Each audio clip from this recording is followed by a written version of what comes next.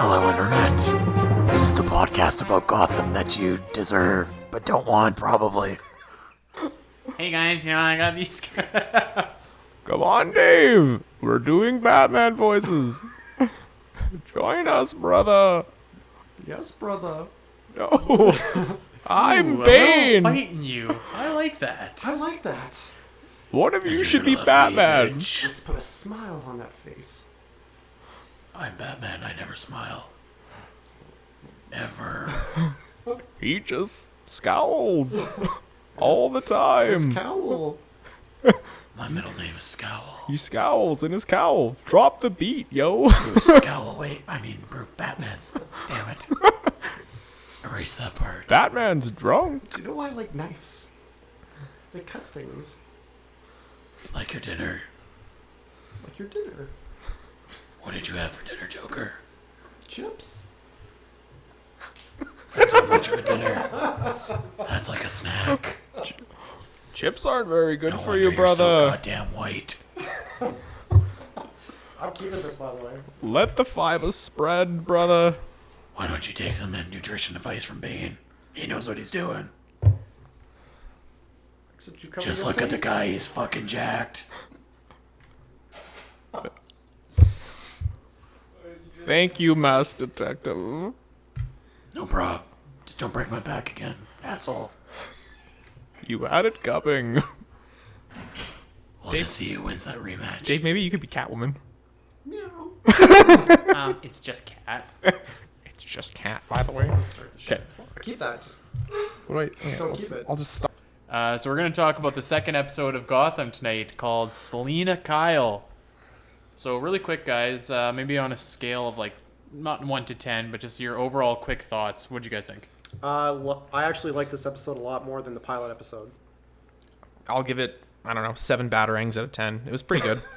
Yeah, I would say it was like not quite a Bane backbreak, but it was pretty good. So I'm gonna initially my biggest problem with this show, as was last week, is Catwoman is still terrible. Oh, I know. She's just boring. She's awful. She talked in this episode at least. The actress who plays her is obnoxious. Her character is obnoxious. Her hair is Her obnoxious. character doesn't even make sense. Why is she even there? She's too old, first of all. She's too old. I don't like the way she bossed around the cop at the end of the episode. No, that was lame. A Gotham cop wouldn't put up with that. No, definitely Back in not. those days, before Jim Gordon, a Gotham cop probably would have just like punched her in the face or something ridiculous. I don't think that was a cop that she was talking to, though. I think that was just the corrections officer. Whatever, Either way, or, yeah. I don't know if she would have got away with that. Every time that Selina Kyle, or no, sorry, don't call her that. Her name is Kat. Every time that she was on screen, I was like, why can't we have more of Gordon or Penguin right now? Because like I am just not interested at all. Another in character anything. not interested in this guy's take on Alfred. I'm not a big fan. I love it. I think it's awesome. I could do without it. Maybe I'm a traditionalist and I like the old school You- kind you of like more the fatherly quiet, more Alfred, professional but butler type deal. yeah, I think so. Go ahead, sorry. Well, I think they're kind of playing off. Is it Batman Earth Batman 1? Earth 1, yeah. Where he's a bit more rough around the edges. He was in the war. We do have a younger take on Alfred, but every scene he's in, I think he kills it. Like he's cussing Bruce out. He still has that kind of polite butler charm to it, but You know what? He has some funny lines. I'll give him that, and the actor is doing a good job. But that's the thing about Alfred. I don't think he's charming, actually, in this series. Like I'm on the fence about it still. I don't hate it. I don't love it, but he's missing that warmth, I think. And the scene where he asked Gordon to come down and talk to Bruce is probably the best scene with him because it showed him a little bit vulnerable, like that he actually cared about Bruce. Because before he's just kind of some crotchety old English dude, right? Yeah, he doesn't do it for me at all. But on the other hand, a character that does do it for me, wow, Oswald Cobblepot. Oswald Killing it. Cobblepot. Literally killing it. yeah. He's incredible. Like Robin Lord Taylor, actor, wicked in every scene. Yeah, I made a bunch of notes for this episode, and the first one was like Penguin underline. He is killing every scene. He's stealing every scene. Every scene he's in is gold. There's a sense of danger about him whenever he is on screen. You think that It's people weird are though, getting fucked up. because he's like kind of pathetic, so you kind of feel bad for him, but at the same time, he will just fucking cut someone's head off. Yeah, which is insane. I kind of see him as the Joker almost, and just kind of like ruthless and kind of unplanned with how he acts. Almost. He's got Joker-ish qualities, but the Joker does it just for pure anarchy and chaos. At least you can see that Penguin has a plan when he's got the map of Wayne and Fish Mooney and I feel like Falcone. he's been like under everybody's boot heel for all of his life, and now he wants to be the one in charge now. Yeah, so he's got to work his way there. I think he did is a where really he's good going job with. of striking the balance between sympathetic and psychopathic. Like you feel bad for him because exactly like Aaron said. You're pretty sure he's got the shit stick his whole life, but then he's like a crazy little shit who's been shaped by that, right? You know who I liked was Carmine Falcone in just basically the one scene he was in at the start of this. He was so Falcone in this. He was just kind of he was like nice, charming, and then like he has like Fish Mooney's boyfriend beat up like in public right in front of her, and it's just like sadistic, twisted, but he's like a nice businessman at the same time. Yeah, did a good job. I think I liked it. Yeah, I like this take on Falcone. I really hope that they press on with he mentioned the Maronis. And that was like cool. Obviously we know that in Long Halloween the gang war between Falcone and Maroni ends up leading to Harvey Dent being scarred at trial. Yep, so that's a big deal. I don't know that I want to see that this season, but definitely I want to see that war escalate, and we got to see Harvey Dent. But I don't want to see him get scarred yet. I think that's a very pivotal Batman. It'd be moment. great to see a young Harvey Dent like starting out in his career, kind of working maybe with Jim Gordon a little bit. That'd be sweet. Like I touched on last week, I hope they bring in Harvey Dent, and I really hope they show the closeness of his bond with Gordon, because even if he doesn't turn into Two-Face this series, which I don't think he should, the fact that everyone knows he's Two-Face is already it's heartbreaking in a way, because you know that this friendship is doomed in a sense. Right.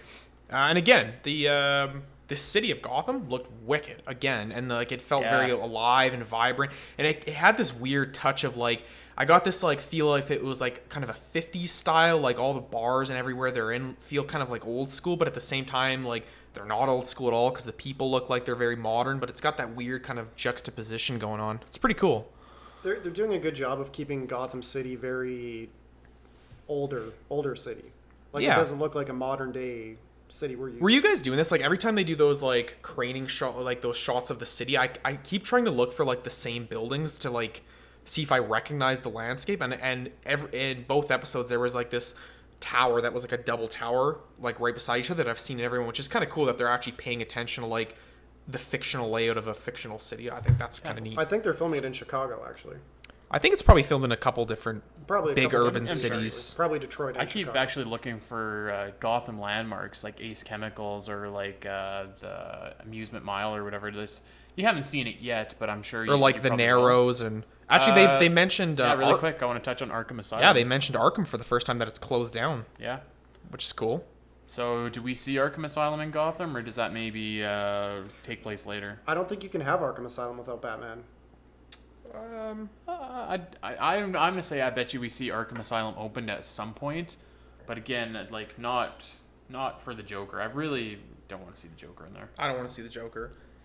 So let's go over to some villains. I know last week I'd kind of touched on how I wasn't super huge on the villains of Batman being in the show, but really cool reference this week to a new 52 villain that debuted in Detective Comics, the Dollmaker. That was sick, actually. That was one of the coolest parts. All three of us were all just like, "What?" Like, yeah, that was awesome. So cool little tease. You never saw the Dollmaker, which is cool because he could eventually resurface again, and it was cool to see because he's kind of a villain that isn't mainstream enough that people would get offended if they took liberties with his character, but it's a nice little homage to some of the newer creative stuff that they're doing with Batman in the comics. And he fits in too because he's kind of like a reasonable psycho that could exist without Batman. Like, he's not ridiculous, but he could actually exist before Batman does. So what did you guys think of those two Kid Snatcher villains? They were just ridiculous, but not in a terrible way, and kind of like a funny way. I like them. I like the woman better than the man. She was kind of just a little bit out there. As soon as she came out, I was like, that is Dolores Umbridge. Yeah. That kind of polite psychopath type deal. It was cool. Yeah, the shootout in the little lobby there was cool. That was a tense little moment there where he was giving her that bullshit story about whatever it was. So I think the villains were serviceable. I don't think they were great. But I guess second episode in, we'll touch a little bit more on that. We don't want to ruin the whole Bruce Wayne conspiracy angle. Question for you guys: do you think that the Who Murdered Bruce Wayne's Parents is going to be the entire first season arc, or Well, the episode ended with Kat saying that she saw the murderer. But she didn't really see him. I mean, he was wearing a full Well, you know. up for his face in that. So she might have seen the killer, but she probably doesn't know who it is. No. Okay, so one other thing I want to talk about. We actually went the whole podcast so far without mentioning the two stars of the show, Gordon and Bullock. Again, right after Penguin, I underlined Gordon Bullock. They killed it this episode. They did. The dynamic between those two guys is just awesome. They were working it out, I think, a little bit in the last episode, but this episode they were on fire. Some of the banter was really funny. Like the St. Jim part cracked me up when he was beating the shit out of him. Bullock, when he hits that guy with a phone book, like Bullock is ridiculously good. I can't get over how great Bullock, how he's like that. He's a good guy, but you kind of hate him, but you don't hate him, but he's perfect. He's a reluctant good guy. He plays that he goes that line great between like that roguish type good guy. He actually, when I was watching him, even his hair was kind of reminding me of Woody Harrelson in the Hunger Games. He's kind of got that vibe going on, Like the drunk teacher or whatever. Yeah, he doesn't really care about his job. He does, but he doesn't. He's kind of lazy, but then you've got the total opposite of like Gordon's almost like the PETA or whatever. Totally. So again, Ben McKenzie this week, he was bringing it. He was intense. He was even funny in this episode. Like, I think he lightened up a little bit. So I was impressed again by Ben McKenzie. I know some of you guys were a little bit softer on his performance last week, but he's definitely come around, to me at least. I think still some of his stuff is kind of flat. I'm not saying he's bad. I just like some of his lines. I'm like, like whereas Bullock, everything he says, I completely believe that he's like this kind of piece of shit character. Whereas like Ben, I get he's playing a straight edge, like straight and narrow kind of character, and like sometimes that's hard to make like riveting and interesting. Yeah. So sometimes his lines I'm listening, like they're a little flat. He's doing a good job, and he like when the intensity comes out, then Ben McKenzie does bring it. But when it's just quiet talking, I feel like it's a little bit more boring. But I don't know. I think I like Ben McKenzie, good actor, and I think he does a good job as Jim. We'll just have to see how it goes. But for the most part, he's okay.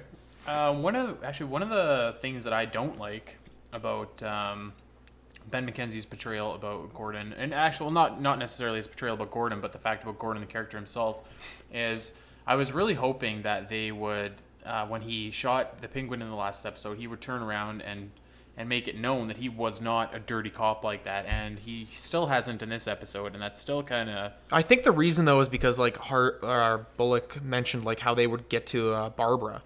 So I think he's doing it out of kind of like trying to protect her kind of thing. So he faked it. That's my take on this kind of their look at this thing. I get that. I guess I'm just so used to the Gordon of the comics where he's just like nothing will break his moral code. Like he's almost like Batman in a sense like that, eh? Like it's... Yeah, totally. But that will make for a good scene when Penguin comes back because he's coming. Oh, he's a coming. Because everybody thinks he's dead except Jim now. So that's going to be a really awesome showdown between... Penguin and Fish. That's gonna be great. Yeah, actually, I'm kind of hoping that like Penguin takes Fish out. Yeah, I was actually just gonna say that exact same thing. And then it's gonna be like Penguin and like Carmine. Yeah. Well, don't forget about Maroney too. And yeah, I guess the Maronis are gonna show up and get in there somewhere. Obviously, we know that Penguin's gonna survive through this, and during the gang wars in the comics, he was essentially an arms dealer for both of them. So that would be pretty cool to see. But yeah, any other thoughts on the second episode? Is there anything you guys didn't like about it? Seriously, man, I fucking hate Catwoman. She's terrible. Like, I they should stop shoveling in so many Batman villains. Like they didn't have that many this time. But this time there wasn't that many. Well, there was Riddler. There's Catwoman. He made a very brief appearance. There was Penguin. I mean, Riddler, I would say, is a cameo. The one I don't want to be force fed any more Catwoman. She's not interesting. The thing is, we don't need any of them. Maybe one. We don't need any of them, and I'm actually, to be honest, like less Bruce and Alfred would be nice too, because like this isn't about Bruce and Alfred. This is about Gotham City and Jim and Harvey and like their struggles to try to get this together before Batman. I don't. To be honest, like I don't care about Bruce as a kid. It's interesting, but we know Bruce's story and what happens to him. I want to know about Jim. I want to know about Harvey. I want to know about like the stuff they get into on the streets and like the city of Gotham. I feel like the city of Gotham is an important character because that's what's driving all of them to where they're going. I don't know. I agree with you. I don't think Bruce is worn out as welcome quite yet. I think the kid who plays him does really good. He actually does a great job. And I do agree. Like I said last week, like I don't want to see him in the show a lot. Right. I think for what little we got of him this week, and the fact that it's still an open investigation, or like Gordon is at least still actively looking into the case. Yeah. It makes sense for him to be there, but yeah, like every time Catwoman is on screen, I was like, I want to see either more Gordon and Bullock, or I want to see more Penguin, because those are the three most interesting guys by far. Yeah, or just like get rid of these characters that we know about and give us something new. Oh, another thing that I didn't like. How the fuck did those two steal that bus full of kids? They just waltzed into the prison. It's like, yeah, we're prison guards. Like, what? Well, could I also argue then, how did the Joker steal the bus full of people in The Dark Knight? No, you couldn't. This is totally different. completely Sorry, different, brother. Dave. Okay. Come on, Dave. Yeah, come on, Dave. Actually, I was thinking of that though. I was like, well, if the Joker can do it, but then that's the Joker. These two are clowns. These like, two are schmucks compared to him. Yeah, Like, come That's on. true. So yeah, a little gap in logic right there, a leap of faith, but whatever. We'll go with it. Yeah, no big deal, really. So any other thoughts about the second episode of Gotham, really quick? Improvement? You excited to see where the show's going? Where do you think it's going? Barbara Gordon, really hot, but pretty boring. Yeah. Yeah, pretty much. But the hotness makes up for it. Almost. Not even. I don't know. She's not that hot. I'd rather just have less of her and more of something else interesting. Second episode was definitely better than the first, though. Yeah, I would say so. Overall, I liked it better. I thought it was pretty on par, like with the first. It was, but I liked the first a lot. So Cool. Well, this has been another Let's Talk Gotham. You should check us out on our other channels. We've got Up All Night, Let's Talk Who, and then our main podcast on iTunes. We're on iTunes, internet. Yeah, we are. Get over there, subscribe, listen. The Robot Apocalypse was out last week. Well, part 2 just came out Part today. 2 came out today. You're gonna love it. There's no way you can't. yep, the end is nigh, and the end is nigh for our podcast about Let's Talk Gotham. So without further ado, you can find me at Twitter at Spiteri316. Aaron Corbett from the streets of Gotham at ACorbett48. Fighting Crime at Dave Meyer 7.